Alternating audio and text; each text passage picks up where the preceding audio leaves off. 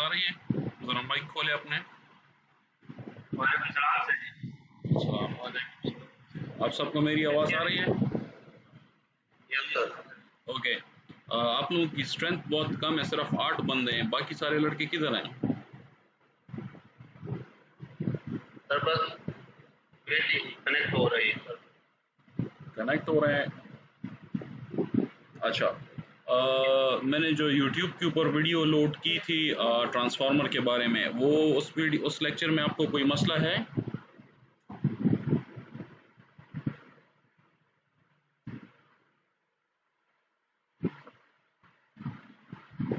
Mics खोल लें आप, जिसको मसला है वो अपना माइक खोल ले, अभी मेरे से पूछ लें सवाल, मैं आंसर कर देता हूँ।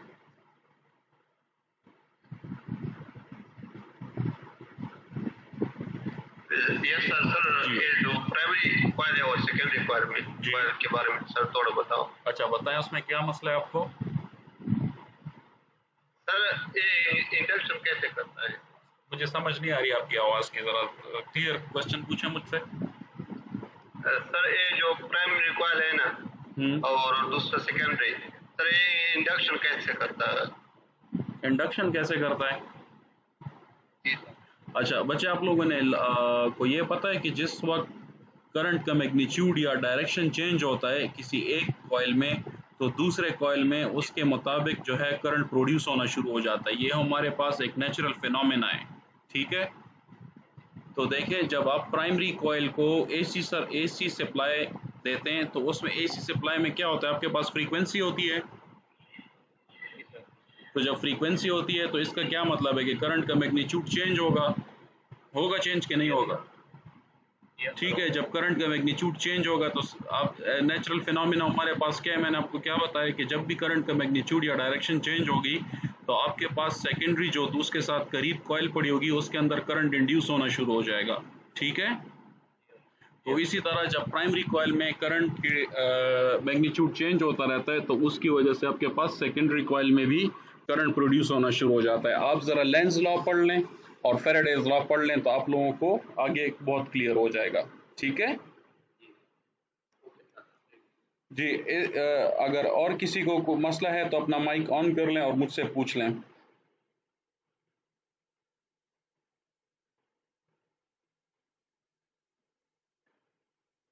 नो प्रॉब्लम, ठीक है। असाइनमेंट आप सबको क्लियर है? Excuse me sir. जी सर। ये हिस्टैरिसीस लॉसेस इसके बारे में बता दीजिए सर। ये ट्रांसफार्मर में हिस्टैरिसीस लॉसेस होती सॉरी, ज़रा क्लियर क्वेश्चन पूछें मुझसे। है। एक्सक्यूज मी सर, जी जी, हिस्टैरिसीस लॉसेस जो है ना इस ट्रांसफार्मर में हिस्टैरिसीस लॉसेस होते हैं ठीक सर। है ठीक है। जी सर, इसके बारे में बता दीजिए सर। ये हिस्टैरिसीस लॉसेस क्या होती है और वो कैसे होती है? अच्छा ये देखें, ये मैंने अपने लेक्चर में आप लोगों को बहुत आसान करके बताया हुआ है।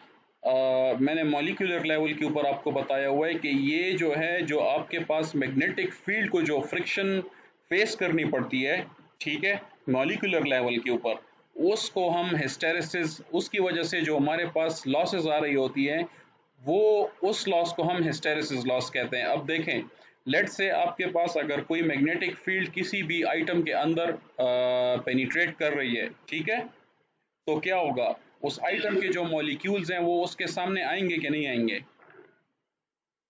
आएंगे सर। बिल्कुल, जब आएंगे तो क्या होगा कि वो जो लॉस होगा उसकी वजह से जो फ्रिक्शनल मैग्नेटिक फ्रिक्शनल जो फेस करेगी फ्रिक्शनल फोर्स को in terms of magnetic field, उसको हम हिस्टैरिसीस लॉस कहेंगे। ये इसका सबसे आसान डेफिनेशन है या एक्सप्लेनेशन है, ठीक है। कि वैसे जैसे आप देखते हैं, जब आप किसी पानी में स्विम करते हैं तो आपको फ्रिक्शन को आप ऑब्जर्व करते हैं ना, जब आप पानी में स्विम करते हैं, या आप अगर रेत के ऊपर चल रहे होते हैं, तो आप जब नॉर्मली चल रहे होते हैं तो आपको रेत के ऊपर चलने के बाद कोई फ्रिक्शन महसूस होती है जब आप रेत के ऊपर चलते हैं?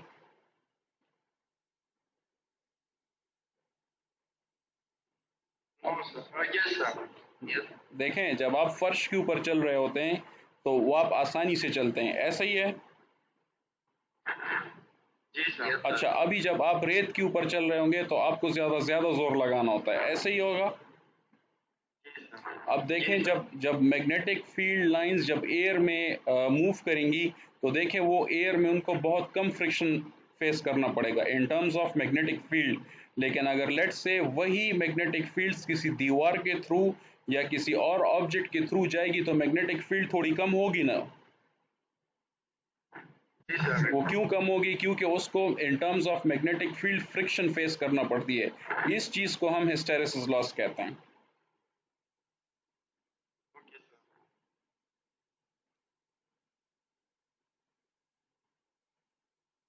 जी, एनीबडी एल्स?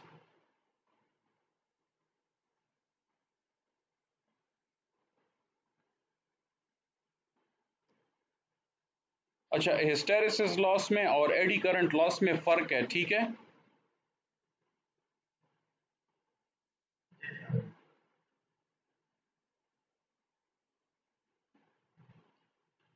ओके, इसके अलावा किसी और को तो कोई प्रॉब्लम नहीं है?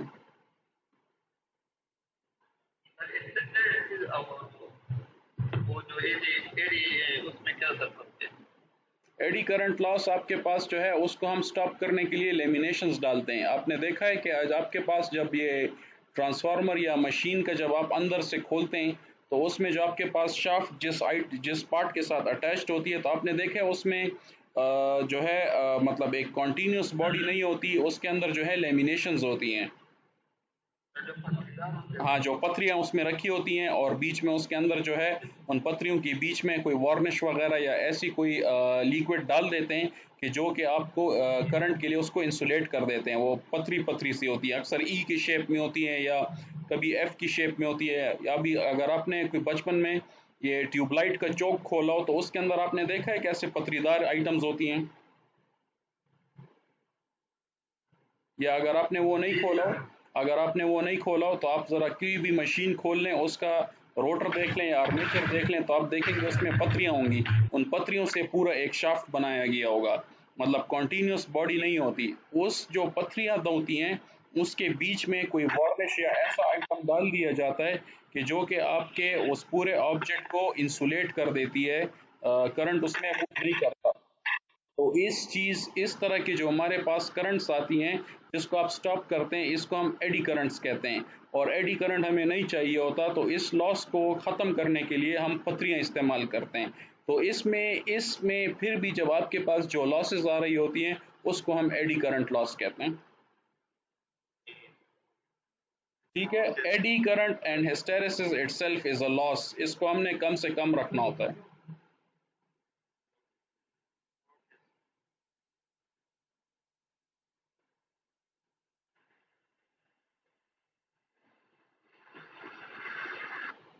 जी, एनी अदर क्वेश्चन?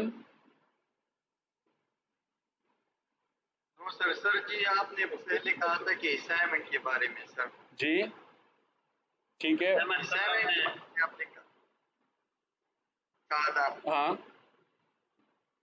जी सर, असाइनमेंट तो नहीं ही कहा था सर, आपने तो नहीं कहा है। आप ज़रा मेरा लेक्चर पढ़ें, उसमें देखें एंड में मैंने असाइनमेंट डिफाइन की एक्सप्लेन की हुई है। ठीक है सर जी। जी जी सर जी असाइनमेंट जो है ना आप लोगों ने बताया कि सर प्राइमरी स्टैट के लिए जो हमने इक्वेशन ड्राइव किए हैं, जी बिल्कुल ऐसा ही है। तो हम सेकेंडरी स्टैट के लिए वो इक्वेशन बना रहे हैं। हाँ, सेकेंडरी साइड के लिए आप ज़रा वो इक्वेशन बनाएं और देखें कि क्या वही इक्वेशन आपके पास निकल आती है कि नहीं, एक्सेप्ट वो फ्यू पैरामीटर्स जो कि मैंने बताए हुए हैं। जो तरीका हमने प्राइमरी साइड पे अप्लाई किया हुआ है बिल्कुल वही तरीका आपने सेकेंडरी साइड के ऊपर अप्लाई करना है। लेकिन सिर्फ इस बात का ख्याल रखना है कि वो पैरामीटर्स जो कि सेकेंडरी साइड पे चेंज होंगे तो उन पैरामीटर्स का आपने ध्यान रखना है, ठीक है। वो एज इट इज़ प्राइमरी वाले इस्तेमाल नहीं करने। Okay sir. जी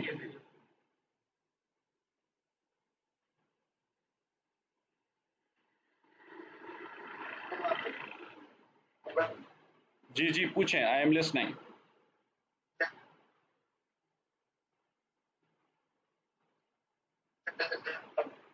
बच्चा आपकी आवाज़ मुझे नहीं आ रही।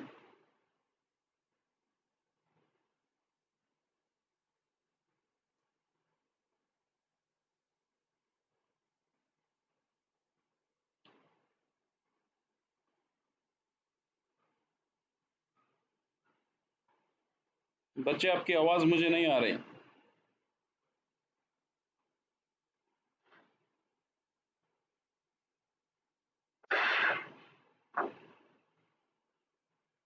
Excuse me sir. जी जी तब ये जो हम ट्रांसफार्मर की जो ऑयल हम इस्तेमाल, बच्चे मुझे आप लोगों की आवाज़ नहीं आ रही।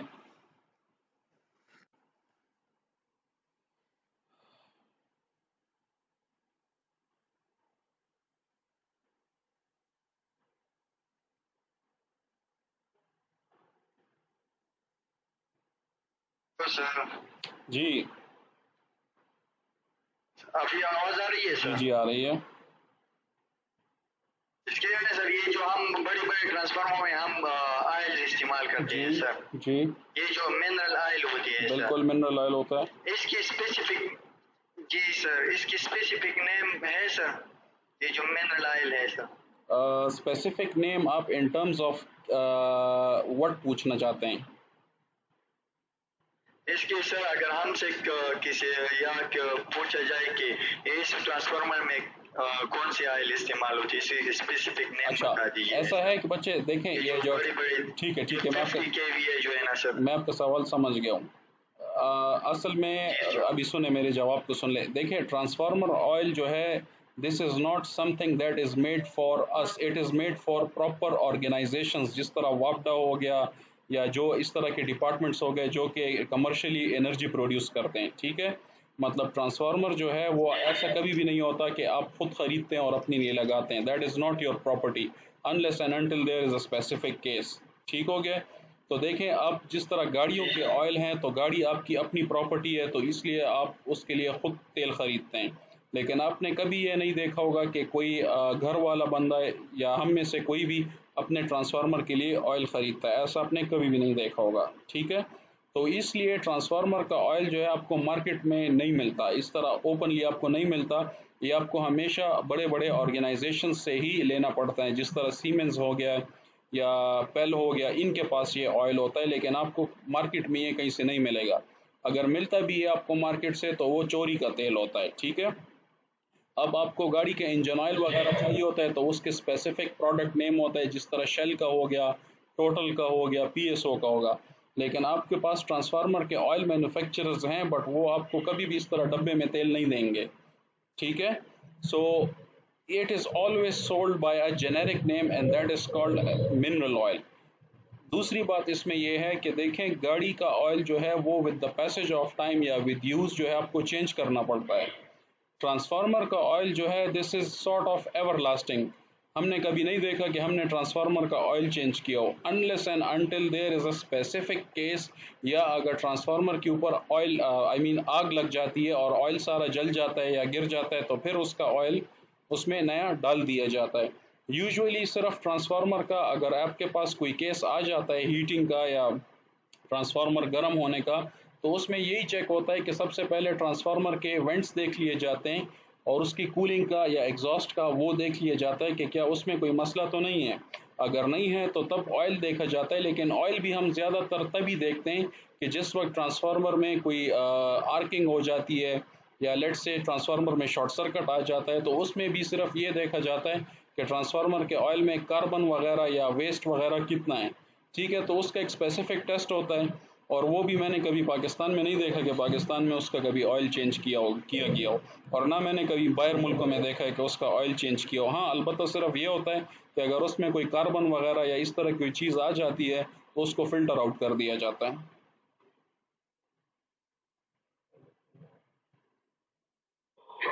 Okay, now another question from you guys will be कि ऐसा क्यों होता है कि ट्रांसफार्मर का ऑयल चेंज नहीं किया जाता। Now listen to this, transformer का ऑयल चेंज इसलिए नहीं किया जाता क्योंकि ट्रांसफार्मर में कोई मूविंग पार्ट नहीं होता कि जिस तरह गाड़ी के इंजन में piston up and down movement करता है। ठीक है, तो उसकी जो विस्कोसिटी होती है या वो ऑयल जो है वो कंटेमिनेट हो जाता है और उसकी विस्कोसिटी ख़त्म हो जाती है, या उसमें जो लुब्रिकेशन की प्रॉपर्टी होती है वो ख़त्म हो जाती है। ठीक है, आपको उसमें लुब्रिकेशन क्यों चाहिए होती है गाड़ी में? क्योंकि उसमें मूविंग पार्ट है, उसमें फ्रिक्शन है। But in transformer there is no moving part, there is no friction. ठीक है। तो आप कभी भी ट्रांसफार्मर के ऑयल की लुब्रिकेशन प्रॉपर्टी आपकी ख़त्म नहीं होती, उसमें सिर्फ बस यही होता है कि ट्रांसफार्मर के ऑयल के अंदर अगर कोई कंटेमिनेशन आ जाती है तो उसको ख़त्म कर दिया जाता है, उसको फ़िल्टर कर दिया जाता है, बाकी उसमें कोई चीज़ चेंज नहीं होती। I think the answer is very much in depth. Okay,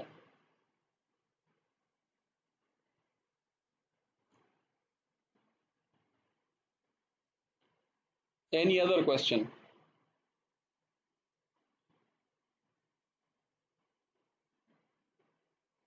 no question?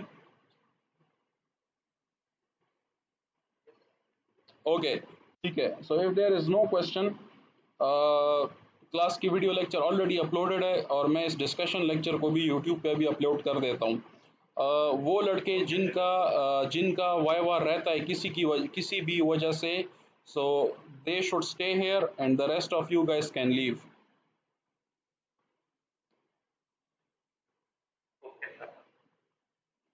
Excuse me, sir. जी जी ये जो ट्रांसफार्मर में जो इसकी कॉइल्स होती है सर, जी स्टार में जो कनेक्टेड है, जी डिस्ट्रीब्यूशन साइड के लिए हम इस्तेमाल कर रहे हैं सर। ये जो मिड वाले जो वायर्स हम निकलते हैं ये न्यूट्रल होते हैं, अक्सर न्यूट्रल होते हैं सर। जी। तो ये कैसे न्यूट्रल होती है और सर ये और जो वायर्स थे वो फेज होते हैं सर। मुझे आपकी क्वेश्चन की समझ नहीं आई। इसमें सर ये जो ट्रांसफार्मर है सर, हाँ इसकी जो मिड वाली जो स्टार में कनेक्टेड है सर, ठीक इसकी है, वाइंडिंग जो है ना वो हमारे साथ स्टार में कनेक्टेड है। डिस्ट्रीब्यूशन ट्रांसफार्मर ठीक की है, बात कर रहा हूँ सर। ठीक है। जो मिड वाली वायर्स हम निकलते हैं वो इसको हम न्यूट्रल क्या कहते हैं सर। लेकिन ये ज़रूरी तो नहीं होता कि आपके पास मिड वाली वायर हो। ये तो आप जो है स्टार के डायग्राम को देख रहे हैं तो इसलिए आपको मिड वाली वायर न्यूट्रल नज़र आ रही है। जी सर। इसलिए अगर आप उसको प्रैक्टिकली देखें तो अगर आप उसको थोड़ा सा लेफ्ट से या राइट से वही न्यूट्रल वायर निकाल लें तो वो शायद आपकी फर्स्ट वायर बन जाए। ऐसा ही होगा ना? ठीक है, तो इट इज़ नॉट नेसेसरी कि आपके पास मिड वाली वायर जो है वो न्यूट्रल होगी। तो वो आप जो स्टार का कनेक्शन देख रहे हैं तो वो आप डायग्राम में देख रहे हैं तो इसलिए वहाँ पे जो मेन कॉमन पॉइंट होता है तो उधर से जो वायर निकली जाती है तो उसको आप देख रहे हैं, इसलिए वो आपको न्यूट्रल लग रही है। बट प्रैक्टिकली ज़रूरी नहीं है कि मिड वाली वायर आपके पास न्यूट्रल हो, क्योंकि ये प्रैक्टिकली डिपेंड करता है कि आप सर्किट को डिज़ाइन कैसे करते हैं। निकलेगी वही कॉमन पॉइंट से आपकी न्यूट्रल वायर, क्योंकि स्टार कनेक्शन है। ठीक है, बट अगर ट्रांसफार्मर का आप देखें तो ज़रूरी नहीं है कि न्यूट्रल जो मेन दरमियान वाली वायर जिसका आप जिक्र कर रहे हैं वो न्यूट्रल है। उसके ऊपर कलर कोटिंग होती है या उसके ऊपर प्रॉपर स्पेसिफिकली लिखा जाता है तो उधर से फिर हम देखते हैं। It is not necessary that if you get a transformer that the mid wire will be neutral wire. हम कॉमन बात कर रहे हैं सर, ये कॉमन जो वायर्स होती है सर। कॉमन कोई भी वायर कोई भी वायर जो कि 3 फेजेस के दरमियान से निकली होगी कॉमन पॉइंट से, वो आपके पास स्टार कनेक्शन में न्यूट्रल वायर होगी। जी सर, वो कैसे हम ये बात कर रहे हैं सर, ये कैसे न्यूट्रल होती है सर न्यूट्रल इस जगह पे जो हम काम। जी सर। जहाँ पे आपके पास तीन फेजेस आपस में मिलती हैं तो वहाँ पे आपके पास कॉमन पॉइंट होगा। जी सर, कॉमन पॉइंट होगा सर। ये न्यूट्रल कैसी होती है सर, इसके कंस्ट्रक्शन के बारे में इसके क्या फिनोमिना है सर कि ये न्यूट्रल होती है सर। ये मुझे ये समझ नहीं आ रही कि आप ये मुझसे किस सेंस में पूछ रहे हैं। लाइक आपके पास तो न्यूट्रल वायर वही होगी कि जिसके ऊपर आपके पास कोई पोलैरिटी अवेलेबल नहीं होगी, वही उसको हम न्यूट्रल वायर कहेंगे। ठीक है, तो अगर लेट से आपके पास एक फोर्स जो है वो लेफ्ट हैंड साइड पे जा रही है और एक फोर्स आपके पास राइट हैंड साइड पे जा रही है। ठीक है, ठीक है। लेट से आपके पास 5 kilo Newton force left hand side पे उसको जा रही है और एक 5 किलो न्यूटन फोर्स आपके पास राइट हैंड साइड पे जा रही है। ठीक है, तो इसके बीच में जो आपके पास फोर्स होगा वो कितना होगा? तो इसी तरह बिजली, ये सर 20 और 5 जी सर। ठीक है, तो इसी तरह आपके पास ट्रांसफार्मर के फेज में भी होगा, वो पॉइंट जहाँ पे तीनों फेज आपस में मिलती हैं, ठीक है, या जहाँ से निकलती हैं, जो ओरिजिन पॉइंट होगा उस जगह को, जिस तरह आपने बताया कि अगर आप लेफ्ट साइड पे या राइट साइड पे एक ही तरह का फोर्स अप्लाई कर रहे हैं तो बीच में आपके पास 0 पॉइंट होगा, न्यूट्रल पॉइंट होगा। तो इसी तरह स्टार कनेक्शन में भी जो आपके पास जो बिल्कुल न्यूट्रल जो सेंटर पॉइंट होगा जहाँ से आपके फेज ओरिजिनेट कर रही हैं उस पर हम उसको हम न्यूट्रल कहते हैं।